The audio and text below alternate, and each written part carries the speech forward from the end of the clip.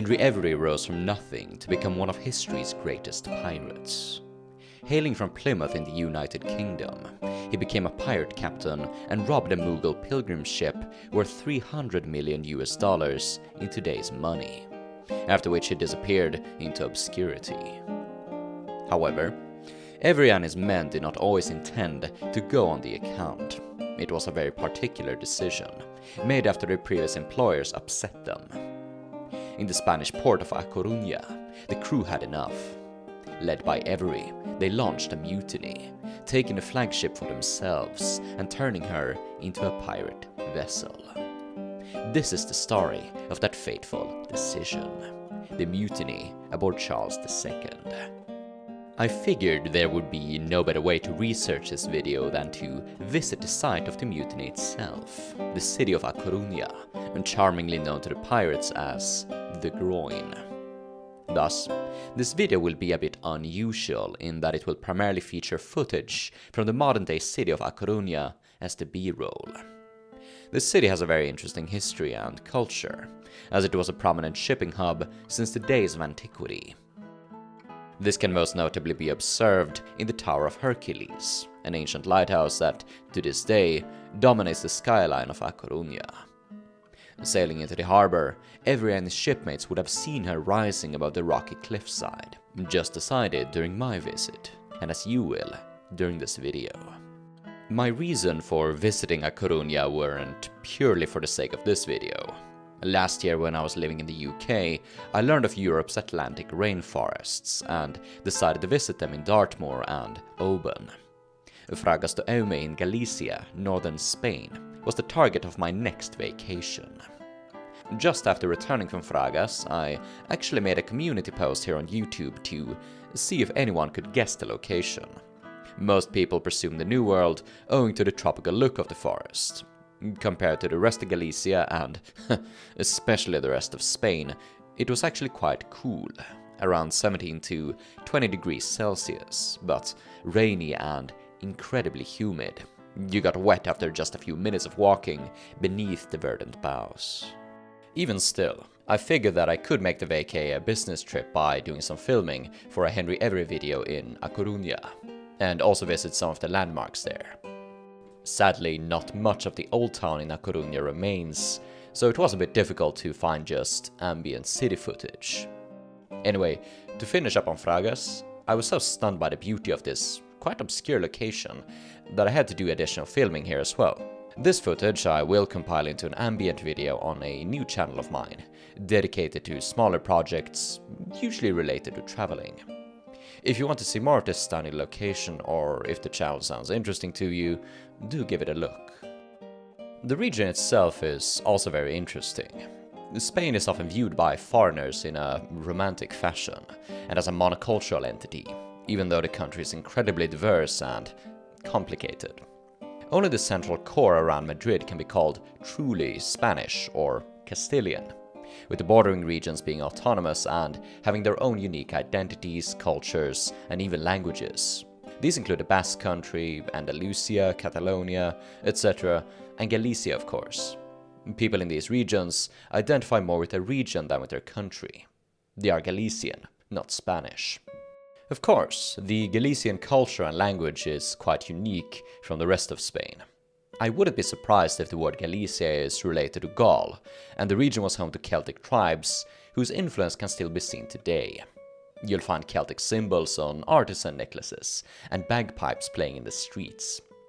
I had a British friend of mine remark that he thought the bagpipes in Galicia were softer than the Scottish ones.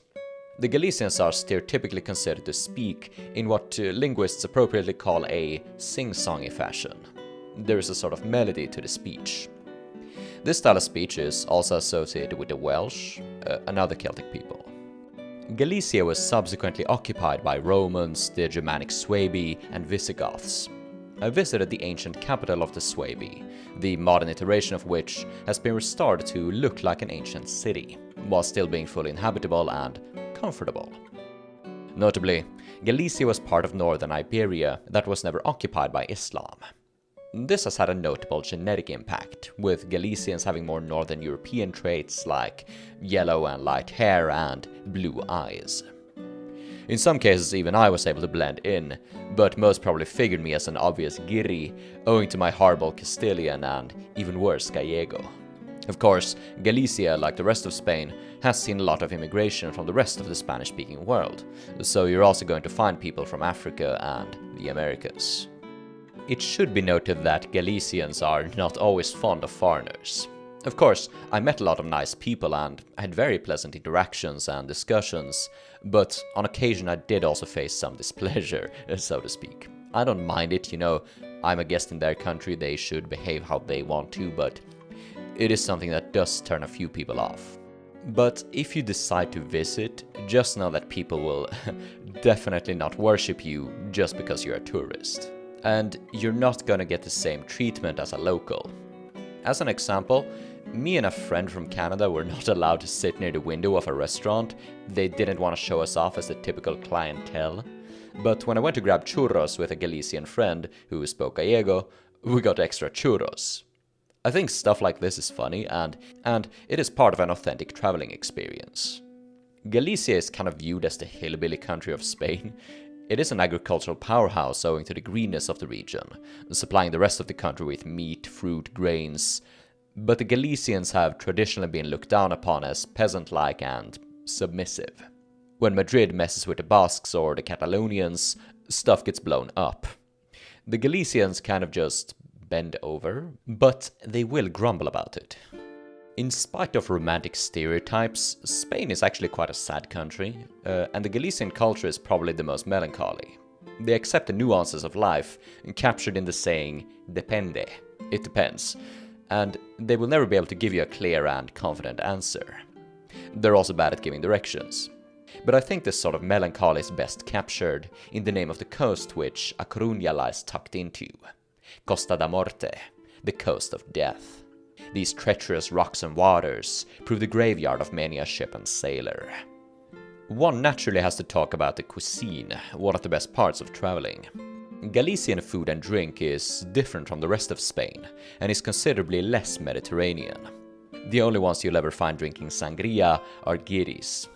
Whilst you can have a nice glass of wine, cider is the local specialty, as Galicia is an abundant source of apples. These apples are usually exported to neighboring Asturias, the true cider country, but Galicia produces some excellent brands of its own. It is traditionally served in these cute drinking bowls called cuncas. Traditional Galician ceramics were never influenced by Moorish artwork, and are more plain and practical. The most fanciful you'll find have these natural spotted patterns. Naturally, there's a lot of seafood. Squid and baby squids are especially common and delectable, including a black rice dyed with squid ink. One of my favorite dishes is the empanada gallega, or Galician pie. Even the ones you can buy in the big grocery stores are really good. They're made with a thin, crispy, but still kinda chewy pastry, and with a filling traditionally consisting of peppers and tuna. This dish is very old, apparently being first documented in the 7th century, so it has probably been around since long before then, and was definitely eaten in the age of pirates. In the 17th century, the Galician language was facing a dark age. Similar to Welsh in England, all of the upper class and administration spoke Castilian, with Gallego relegated to the lower rungs. The Tower of Hercules had yet to see its 18th century restoration, even if visually impressive. Still, I hope this introduction, reminiscent of a travel journal akin to those of Dampier and Rogers, helped in setting the scene of Avery's adventure. But before we can return to A Coruña and talk about Avery and his mutiny, we need to talk about the Caribbean, and just how shit it was to sail there in the 17th century. The region is home to numerous reefs, islets and shoals, all rising and falling with the tide, not to mention worm-eating waters and frequent storms. In a period before GPS and radar, sailors had to trust in unreliable, hand-drawn maps, many of which could be horridly inaccurate. All of these factors turned the West Indies into a cemetery of ships. Having dominated the islands for 200 years, Spain had suffered the largest loss in vessels, especially those carrying valuable cargo, gold and silver. A notable portion of the survivors were attacked and plundered by French and English pirates. In the late 17th century, the Siglo de Oro, or Golden Century, had come to an end, and Spain needed to seize any possible opportunity to get more gold. In the capital of Madrid, some fellows got the idea to outfit an American expedition that would not only hunt for pirates, but also recover wreckage from sunken ships. The idea was conceived by Don Pedro Ronquillo Briceño, Spanish ambassador to England.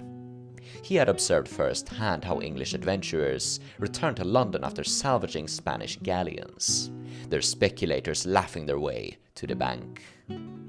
Pirates were another huge issue, scarcely ever punished, often pardoned by King Charles himself.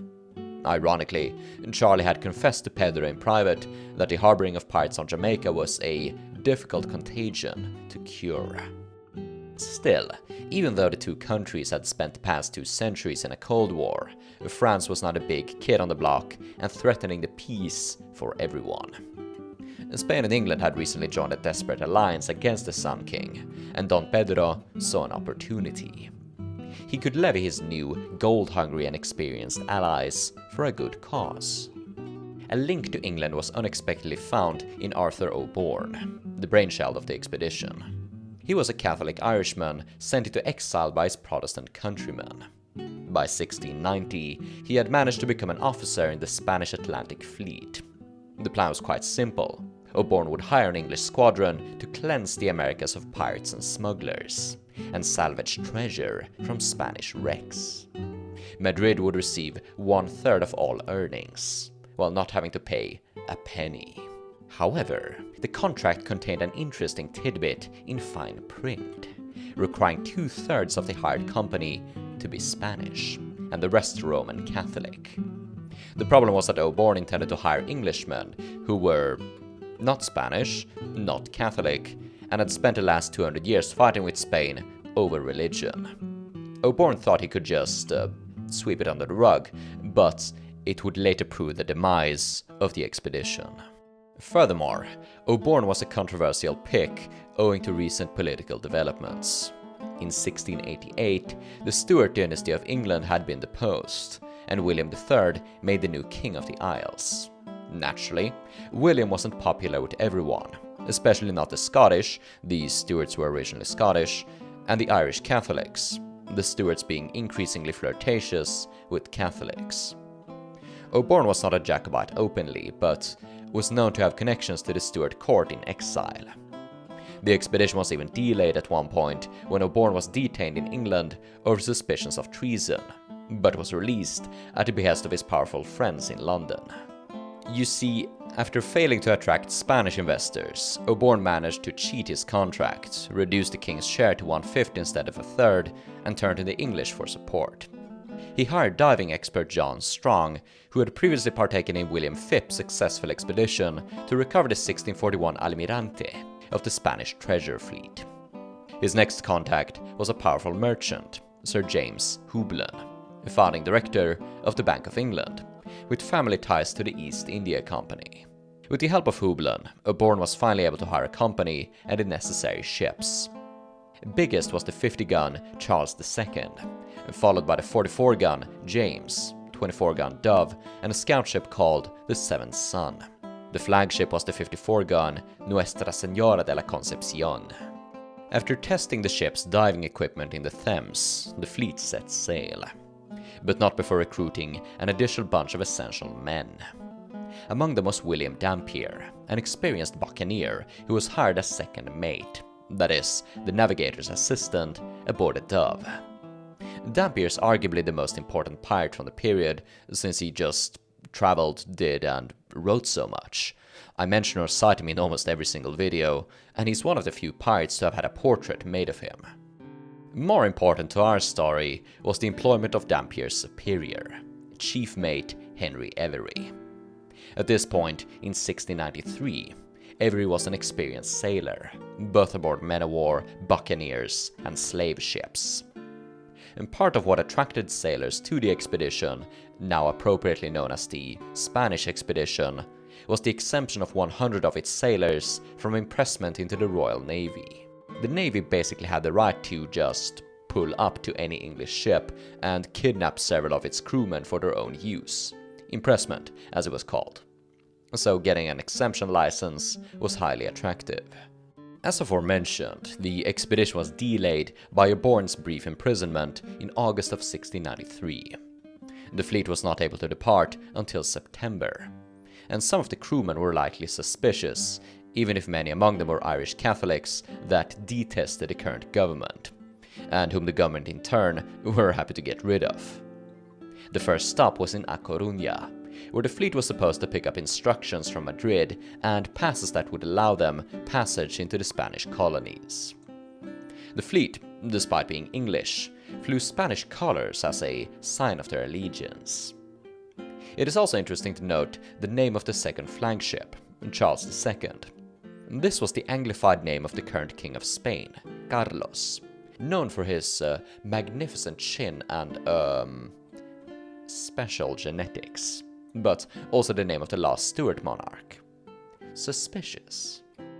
In spite of the short distance, poor winds meant that the fleet needed almost 4 months to reach A Coruña. As aforementioned, the port is quite old, originally being the seat of a Roman town named Brigantium. However, the settlement and even the foundations of the Roman lighthouse must have been significantly older, with speculations regarding a Punic colony. The location was essential to the ancient tin trade, running between Britain and the Mediterranean. The Bronze Age civilizations were dependent on British tin to make the namesake metal of their period. And tin was the big reason for Julius Caesar to occupy the place, looking to expand his coffers and his bid for the Senate. During the Middle Ages, the vicinity was even attacked by Vikings. In Avery's day, English seamen mostly remember the groin for its role in 1588. The town had been used as a staging ground for the Spanish Armada, and Francis Drake launched a failed revenge expedition the following year. The Galician victory is commemorated by a memorial in the town square. In turn, the English newcomers weren't exactly warmly welcomed. For the most part, they were forced to stay aboard, crammed within the hot, dark, and foul-smelling innards of the ships. Whenever they were allowed to come ashore, they were treated like smugglers and pirates. Disputes were rising between the Catholic and Protestant crewmen, one man openly cursing the new king. Furthermore, the crew were displeased over their salaries. The terms of payment had been vaguely defined in the contract, and the crew expected to be paid every 6 months.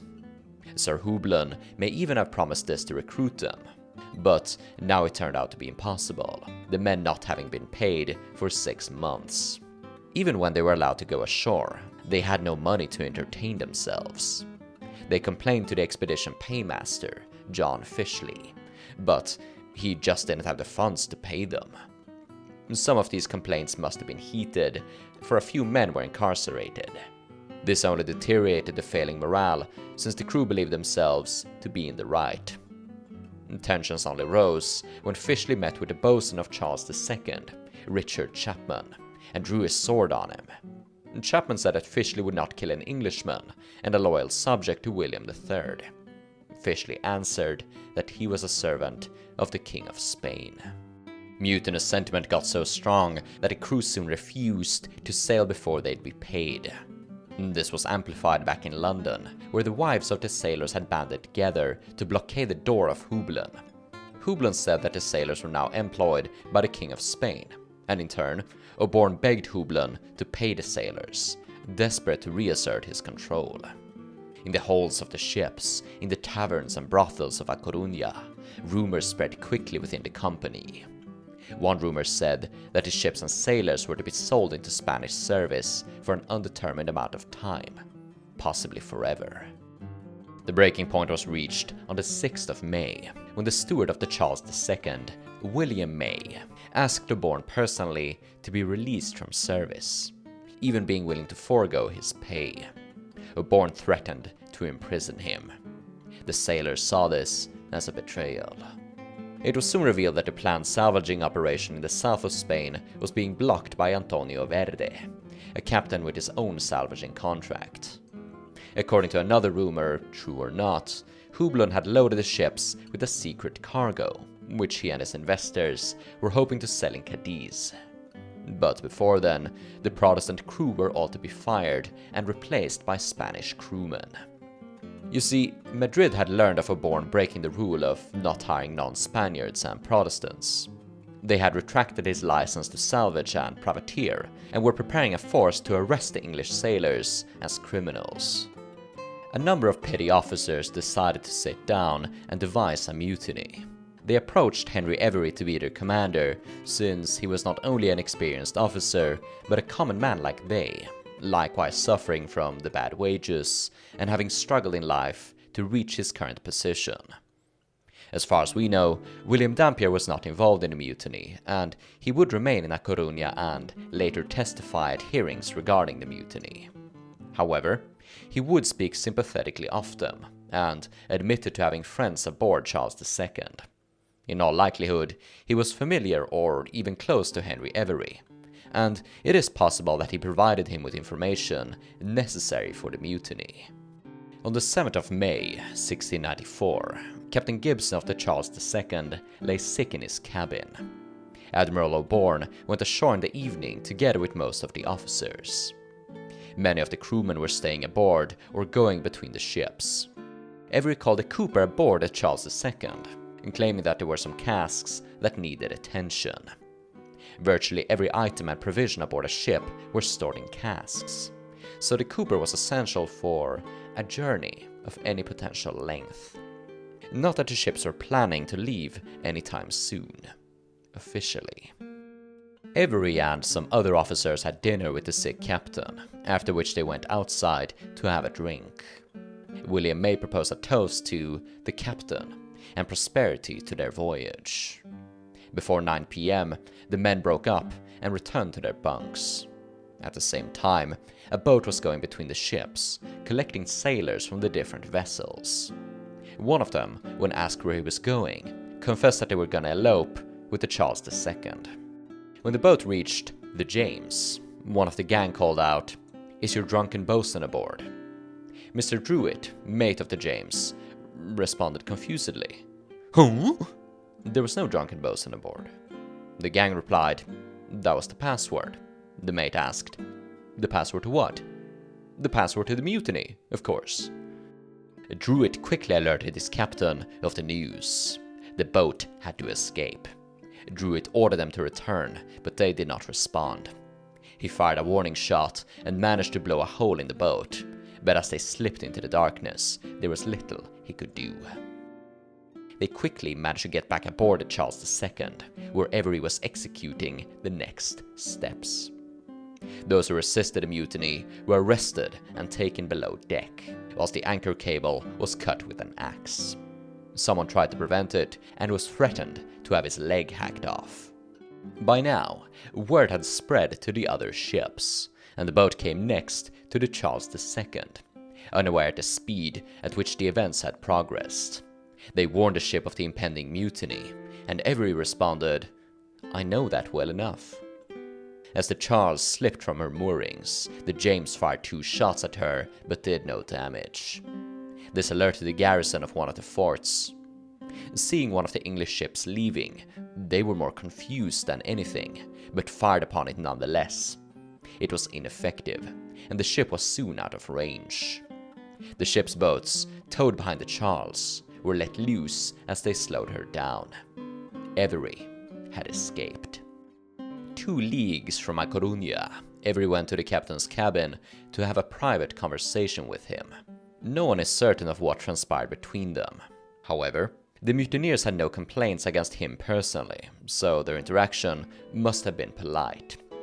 The loyalists were assembled on the main deck, most of them said to be Spanish and Irish, even though a score of Englishmen stood among them.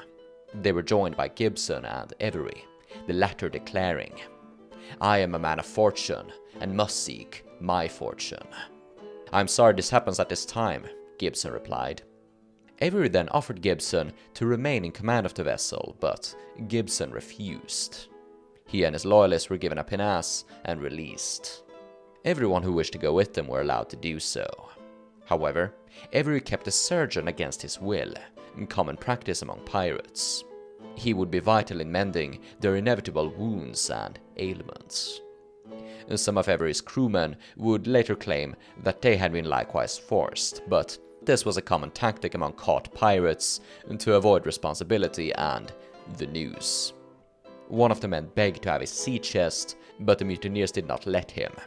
Avery gave him a coat and waistcoat to put on, however. As a final, symbolic gesture, he also returned his commission as chief mate, formally resigning from the Spanish expedition. William May shook the hand of one of the loyalists, asking him to give his regards to his wife back in England. The loyalists were given 4 oars to row with and a bucket, since the boat was leaking. They were picked up by the James just outside of A Coruña, but by now, the Charles was well beyond the horizon. It is interesting that May was thinking of his wife at this junction.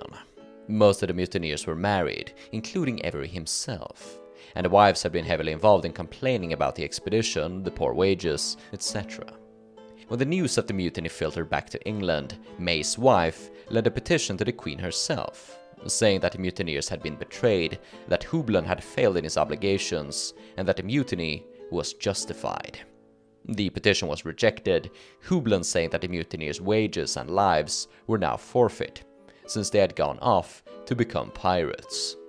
At this point, this was just a slanderous rumor, but it would soon become a reality, when a mysterious ballad appeared in the streets of London. Apparently, it was drafted by Henry Avery himself. The first 2 verses read as follows. Come, all you brave boys, whose courage is bold. Will you venture with me? I'll glut you with gold. Make haste unto Coruña, a ship you will find, now called a Fancy, which will pleasure your mind. Captain Avery is in her, he calls her his own. He'll box her about before he is done. French, Spaniard, Portuguese, the heathen likewise. He has made a war with, until he dies.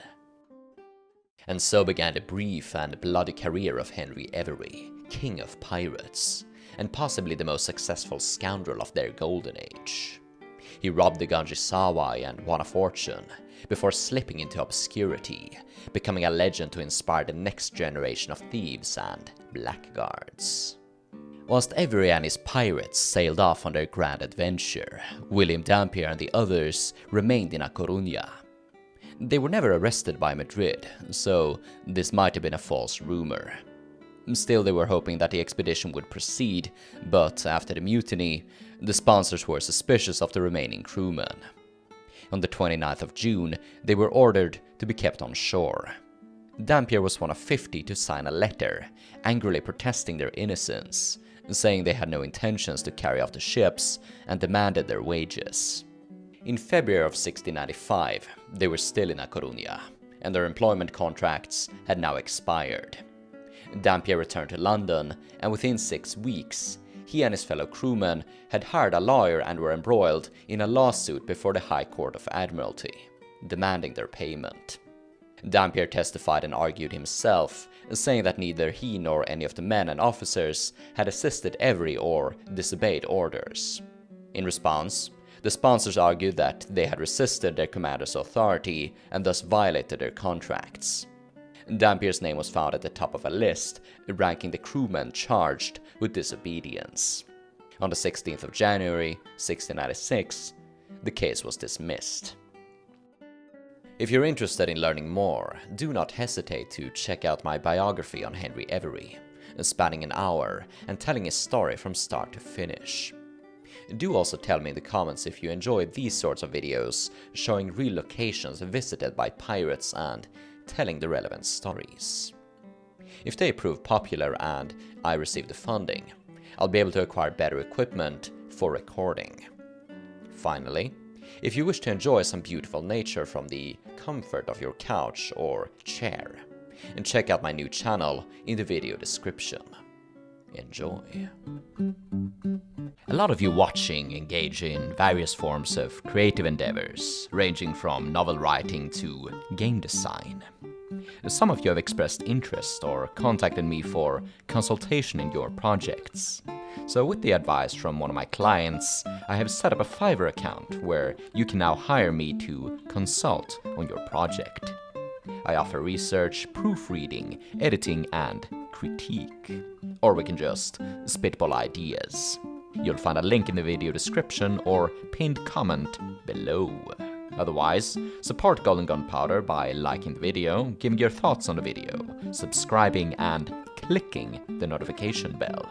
Monetarily by buying some merch or becoming a Patreon supporter, where $1 a month gets you early, ad-free, and sponsor-free access to my videos.